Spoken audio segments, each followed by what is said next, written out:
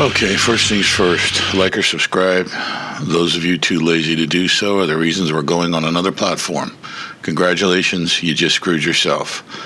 Second, the windows are open. A beautiful morning, so man, that sounded so weak. It is a nice morning. There's construction going down the street. You might hear that in the background. Deal with it. And my cat is just out of her mind today. I don't know what the hell's going on. You are most likely going to hear that for sure.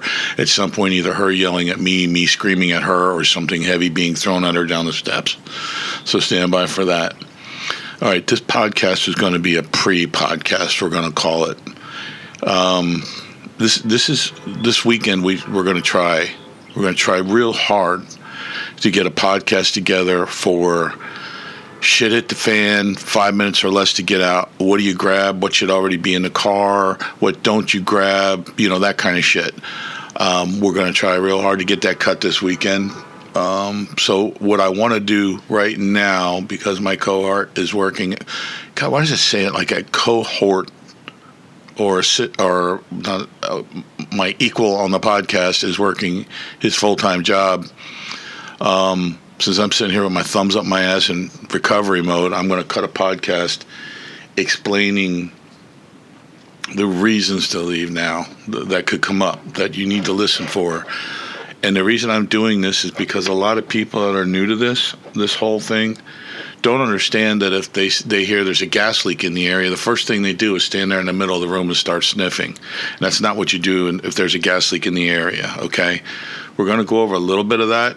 And keep in mind, what we're going over right now is not the actions you're going to take as a prepared one. What we're going to go over right now is the warning signs. So when you hear the shit this weekend, it seems to make a little bit more sense, as long as you're not, sniffing glue or something. So this is understanding the triggers that force immediate evacuation. And I think I did better writing this in more the way I talk. But I'm looking at it right now, and some of it is, and some of it isn't. So just roll with it. I'm getting better, though. All right. And first, if this is your first time joining us, before anything else, if you're still here, we don't pull punches. We say what we think on this podcast, and if we say something and say people that do it are an idiot, and you're doing it, well, then you're an idiot. Stop doing it. I can't make that any clearer. You're going to need to get a cup of coffee to follow along. You must have coffee or this shit doesn't work. So if you got to pause it and go get a damn cup of coffee. Second, we joke around. You will know when we are serious as long as you're not suffering from a massive head injury or worse, or puffing paint. We talk about God and sometimes even make jokes. We do believe God and Jesus have a sense of humor. I mean, honestly. Look at Chuck Schumer's wife. She looks like Bobby Lee, the comedian, in a wig. Really. She actually really looks like Bobby Lee in a wig. How the hell can you not laugh at that? God creates us all. So, ergo, well, just, you know what I mean. If you don't, go ask somebody smart what ergo means. And if I'm using it wrong, it was used in good faith. Prepping is not just about gathering weapons and ammunition to prepare for Armageddon. It is also what we do, or whatever we can possibly do to prepare for any emergency that could come up, predictable or not. I've said it before, if you can prepare or create a baseline emergency kit, situational awareness outline, something, at least you have something to work from. Whereas if you're like, I'm going to wait for an emergency and then I'm going to see what I have, you're screwed. Now, when I talk about these emergencies, they could stem from human activity, but not always. Now, there's going to be we did this to ourselves people out there claiming most natural disasters are a result of human intervention. Even if this is true, we have to be prepared. We can't just blame it on someone and hope, the gas leak goes away. Once you have accepted the role of the prepared one, oh man, it's a heavy mantle to wear. But once you have accepted the role of prepared one, you must accept that is your responsibility to realize everything that could possibly happen all at once, all over the world, and even on near planets that could affect you and those that depend on you. Trust me, those that depend on you will hold you accountable. It's always going to be, well, I didn't know, you should have done it, you know what you're doing. And you know what I'm talking about. Let's start with the hard truth about this giddy up and go in an emergency. Most people don't leave too early in a crisis, they leave too late. I have made it clear in the past that I am very much against bugging out. However, there are situations that would require getting out fast and sometimes with little or no warning. The idea of abandoning your home, even temporarily... Oh, no, wait, coffee time.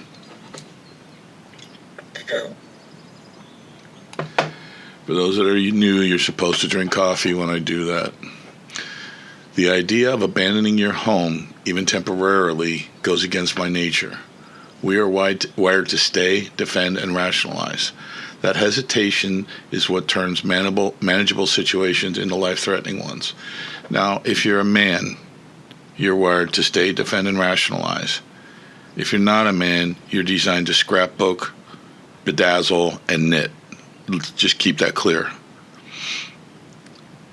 This episode is about identifying the types of emergencies where staying is no longer an option, where your timeline is measured in minutes, not days.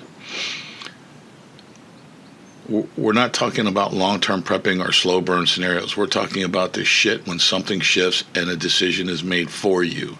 You don't have any other choice but to go. And if you don't recognize that moment quickly enough, you may lose the ability to leave at all. Now, the first one I'm going to talk about, and the most common, and what could hit us, and we're starting to see more and more in the news, and I don't know if it's just because media's getting more, more available, or if it's just we're going to shit. But the first category that is probably the most underestimated is wildfires. Wildfires are one of the clearest examples of a leave now scenario. Fires can move faster than you can run, and I can tell you, as a 25-year firefighter, fires move fast. Fires will make your decisions for you. You're not going to outthink a fire, you're not going to outrun a fire, and you're not going to put a big fire out with that little dinky kitchen 5-pound fire extinguisher. You're better off using it to throw it through a window and following the fire extinguisher out the window to get out of the house if the fire's that big. Wind shifts can completely change directions in a minute. If you don't understand how fire works, winds feed fires. Wind shifts change the direction of a fire. That's as simple as I can make it. Roads become clogged almost instantly when people are trying to evacuate a wildfire. It's true. And the thing is, while you're sitting there, panic can ensue because you're getting that smoke in your car and you're not moving, and the smoke's getting thicker and you're not moving, and your eyes are burning and you're not moving. So this is why I say it's time sensitive. At T-minus 2 hours, evacuation is somewhat orderly. People are moving. The people that had half a tank of gas in their car are already gone. They knew what the hell they were doing. They did not wait for the fire to come knocking on the door. At T-minus 30 minutes, traffic is gridlocked. You might as well get out and start running. You're not getting anywhere in a car. At T-minus 5 minutes, people are abandoning their vehicles, probably too late. Many wildfire survivors report they had less than 10 minutes of real warning before conditions became unsurvivable. So that means T-minus 10 minutes, someone's knocking on the door saying, get the hell out. They didn't have time to get out, or they got out, barely get with their lives, and the house was destroyed. Do not think you can outthink or outmaneuver a fire, ever. Wildfire, house fire, in my case, possibly a cat fire, I don't know, but don't think you can outmaneuver a fire. Flash flooding. Flooding doesn't give days of warning. It really doesn't. Sometimes when levees break and shit, you don't get minutes warning. Dam failures and levee failures are definitely the biggest problems with flash flooding. Then you also have storm surge, on the coastlines. What the hell is that called? Tsunami? I don't know. This is one of those things that happens real quick. There's you might get a little bit of warning. Sirens might blow, but the place where you're going to make a mistake is if you realize it's raining like hell. I mean, like hell. And sirens are blowing and you're not doing something. You're just still sitting there waiting to see what happens. Don't forget, local news can't predict everything. So sudden or heavy rainfall, depending on how sudden it is and how heavy it is, you could be in like a dry spot and, like a desert, and you might have mud falls, mud runs or something like that. So keep that in mind. Urban drainage overload in cities is also a very big problem. Yeah, they can block roads very quickly, and then you're stuck sitting in your car while the water rises. Time sensitivity examples. Water can rise several feet in just minutes. No bullshit. Vehicles become unusable very, very, very quickly. I enjoy watching the videos on YouTube where people try to drive their cars across flooded roads and they become stuck in the water, and then I stand there and scream dumbass at the TV until something else comes on. And in heavy, heavy rains, escape routes disappear very quickly. So keep this in mind. If water is rising around your home, you are already late. If your car is floating out of the driveway, get grandma and the dog on the roof as soon as possible. You are about to become the next idiot on the news getting rescued by a boat or helicopter because you were too stubborn to leave when you were either ordered to do so or just blew off the warning signs, like, I don't know, dead cows floating by or water rushing in your living room window if you live in a third floor apartment. When water is coming in the windows and you live in a third floor apartment, you're not getting out of your car, bro. You're late as hell. Tornadoes. While typically shelter-in-place events, there are edge cases where evacuation is necessary, such as mobile homes.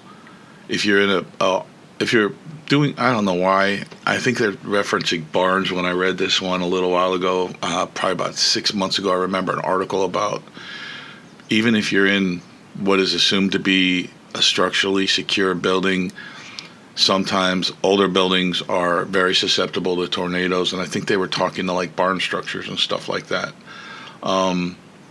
And then you're always going to have, after a tornado, you're always going to have the secondary hazards like fires and gas leaks. So I'm going to give you a reference as to how my weather-related experience relates. Okay? I lived in Florida for years. We had many hurricanes and a few tornadoes. Let me paint a picture for you. Imagine this: the constantly coughing, gagging, and spitting, chain-smoking fat lady in a motorized wheelchair that goes down the road every day at 3 o'clock and always manages to dump her ashtray in your lawn. The doghouse with the dog that barks 24 hours a day, 7 days a week, and the 3 kids with sirens and bells on their bikes with the batteries that never die. We're always out till 11 o'clock raising hell because their asshole parents watching Jerry Springer reruns all evening trying to find the episode they were on. Never blow away in a hurricane. They're always there. And they never leave, and they never blow away, and they never leave. However, your 150,000 beautiful new and newly furnished modular home parked right between the smoking freak show and the barking asshole dog will blow away at the first sign of heavy winds. But the dog and the smoking freak show will remain. Do you think nature could have shown mercy and dropped the home on Cigarette Sally? No, it could not. It just picked your house up and threw it across the neighborhood. Your time sensitivity on something like this is usually minutes or less. If you don't have a FEMA-approved anchoring system, I wouldn't take a chance in heavy winds, no matter what. I've seen too much damage occur. Heavy winds, any storm, snowstorm, windstorm, cat storm. Yeah, I keep saying cat because my cat's doing weird shit this morning. I'm sorry. Then you're going to have technological and industrial disasters. Now, this is the shit that pisses me off because you usually get warning with some of this stuff. Adequate warning, forced evacuations. And you always have that one old guy sitting on the porch with his shotgun yelling at the sheriff he's not going to leave, drinking his, Keystone Light, $3 a case beer. You always have one. And I hear the beeping. I know they're doing construction. Deal with it. Maybe I'll close the window if it gets any louder. For now, just try to deal with it. So we're talking about technological and industrial disasters. This is time to get a little more serious. These are less talked about, but often far more dangerous due to invisibility and confusion. And again, the old man on the porch, that's what I want you to picture. No jokes about this, the technological and industrial disasters. Get the hell away and upwind, especially if it's a gas release or something, or a chemical release. So chemical releases, toxic releases, something like that. These come usually as a result of like a train derailment, factory accident, or a tanker crashes on a highway. You're probably not going to see the danger. You may not even smell it immediately or at all. Exposure can be fatal before any symptoms or signs appear. So when they tell you to get out, there's a gas leak. They tell you to get out, there's a chemical leak. Get the hell out. Don't argue. Just go. This is going to happen within minutes. Toxic plumes spread downwind, and I just told you to go upwind, right? Within 30 minutes, evacuation zones expand rapidly. So if they don't get this thing under control, if emergency crews aren't getting it controlled, this stuff moves out at a geometric rate. Your escape window narrows by the minute. Waiting for official instructions to evacuate can sometimes put you behind a curve. You're going to be inside that evacuation bubble, and you haven't even started throwing the kids in the car yet. So, next, nuclear accidents. Wow, rare. I'd go as far as to say extremely rare. They can happen. You have power plant failures, and there's also the dirty bomb scenario. That's a whole nother podcast. Right about now is when the assholes chime in and say it'll never happen. It'll never happen here. I have a few words about that. 2 words, actually. Chernobyl, Fukushima. Oh, right. Sorry. We are the most powerful nation in the world, and it can't happen here, you say. You bag of dog diarrhea. I have 3 words for you. 3 Mile Island. If I have not made it clear yet, I despise people that try to release themselves of responsibility by simply denying it could happen. They put lives at risk because they are a lazy piece of shit. If that's you, fix it. Time sensitivity to what? A nuclear explosion or something like that? There is no time sensitivity. If you get word, you go. I still can't believe there are people that actually just sit on their asses and wait to see. Let's see what happens. No, you go. Gas leaks or explosions. This is hyper-local, but a very real threat. Neighborhood gas leaks, pipeline ruptures. That's ruptures, not rapture, to be clear. Jesus will not be appearing in a green cloud of molten metal and radiation, or at least I hope not. Honestly, I kind of picture I kind of picture him rolling in on a Harley with his boys in a motorcycle club. How cool would that be? Really, instead of riding into Jerusalem on a donkey, JC and the boys roll into town on Harleys. Oh my God, that would be so cool. Oh my God, that would be worth going to church every Sunday just to see that. Okay, sorry, got off subject. That's where my mind goes when I got nothing going on. Time sensitivity. Now listen, like if you live near a propane farm or a place, a big like commercial scale place where they fill propane, butane, or any kind of AIM tanks, move. I can give you one example. There was one near Cleveland when I was in Cleveland. I want to say it was west of Cleveland, probably about 4 miles from where I lived, I think. Maybe a little bit further. Maybe it was like 6 or 8 miles from where I lived. This was many years ago. And they had a catastrophic event where my understanding was a backhoe pierced a tank or something like that. I think it was a 40-pound tank, I want to say. It's like one of the big ones you'd see on a camper or something like that. We felt the explosion however far away I was. We felt it. It was like a thud, and we heard it that far away. And maybe I have the size of the tank wrong, but I know it was one of those big camper tanks. It leveled the place. It had a crater there, like somebody hit it with a mortar. I'm scared to death of those things. As a firefighter, I'm even more scared because I understand the potential. when you, if you get the warning of a gas leak and you smell gas strongly, you don't pack, you leave. No shit. Keep in mind, if the gas smell is strong enough to make you sick, any type of electrical spark could ignite the gas. Man, I typed any type of electrical spark could ignite the gas. Man, freaking spell check. Do not unplug anything while you leave. This even includes phone chargers, because all you people are surgically hooked to your phones. Do not unplug anything. That little bit of a spark, if the fumes are that strong, could cause an ignition. And before anybody worries, vehicle ignition is not a problem as long as the garage door is open usually, or the car is parked outside.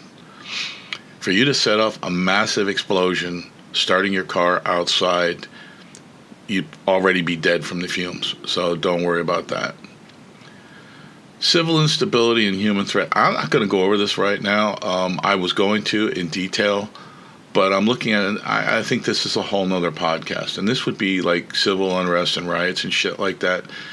That's a real tough one and tricky one and hard for people to understand, because at some point you're going to say something about some ethnicity or some group or something that's going to offend people, and we don't aim to do that. I mean, you know, if you're the fat chick in the wheelchair, chain smoking and coughing and dumping your ashtray in my yard, I'm going to make fun of you, okay? You know, if you have the money to get $400 nails and don't have the money to, you know, I don't know, get some patches or some gum so you can quit smoking, I'm going to make fun of you, okay? So let's not go over the gang violence and civil unrest and active shooter shit. That's like I said, another podcast. And really, I fear going over things like active shooter and what to do, because as soon as you say active shooter to the new preppers, all they think is grab your gun, I'm going to go get him.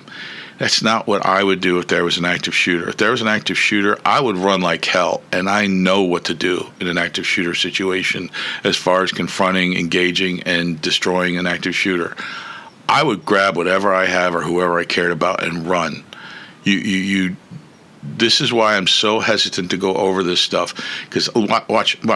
If you're sitting next to someone that just got into this or is buying guns and not buying food or water storage, now watch what happens. Watch their eyes when I say this, the two words, active shooter. You see that? They started sweating. They started shaking like a junkie, because they think it's their job to go out and save humanity from the active shooter. It's not their job. It's your job to make yourself and your people safe.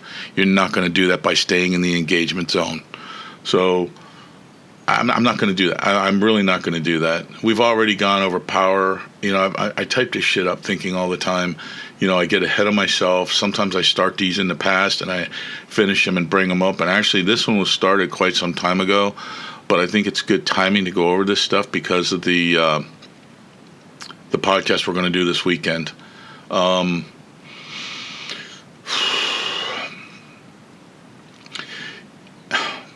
They always say, you know, they do that breakdown, and I got I think it was on FEMA some time ago about the time sensitivity breakdown. You have hours if, you have 30 to 60 minutes if, you have minutes if.